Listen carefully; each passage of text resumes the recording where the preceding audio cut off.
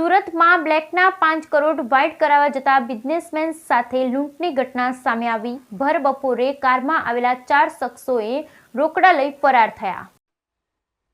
સુરતમાં બ્લેકના 5 કરોડ રૂપિયા વ્હાઇટ કરાવવા જતા થઈ લૂંટ।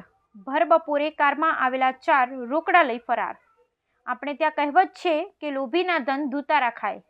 આ ઉક્તિ જાણે સુરતમાં ચરિતાર્થ થતી હોય તે રીતે એક બિઝનેસમેન પોતાના રૂપિયા વ્હાઇટ કરાવવા માટે અજાણ્યાનો સંપર્ક કર્યો હતો। બાદમાં બ્લેકને વ્હાઇટમાં કરી દેવાની લાલચે આરોપીઓ કારમાં આવ્યા અને આખી ગેંગ મળી બિઝનેસમેનના 5 કરોડ લઈ અને ફરાર થઈ જતા પોલીસે તપાસ હાથ ધરી છે। 4 આરોપીઓ રૂપિયા લઈ ગયા। રાંદેર રોડ પર આવેલા ઘરમાં રહેતા બિઝનેસમેનના 5 કરોડ રૂપિયાની થઈ લૂંટ થતાં પોલીસના ઉચ્ચ અધિકારીઓ ઘટના સ્થળે દોડી આવ્યા હતા। ભર બપોરે રાંદેર રોડ વિસ્તારમાં લૂંટ કમ છેતરપિંડીથી હાહાકાર મચી ગયો હતો। ઇનોવા કારમાં આવેલા 4 વ્યક્તિઓએ લૂંટ ચલાવી હતી, જ્યારે આરોપીઓ વેશમાં નજીકથી ઝડપાઈ ગયા હોવાની હાલ ચર્ચા ચાલી રહી છે।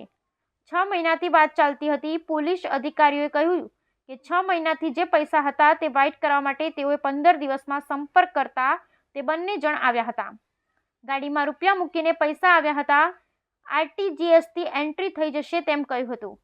ફરિયાદીએ કહ્યું કે વ્હાઇટ ઇનોવા ગાડી છે। હાલ આગળના સીસીટીવી કેમેરાના આધારે તપાસ હાથ ધરી છે।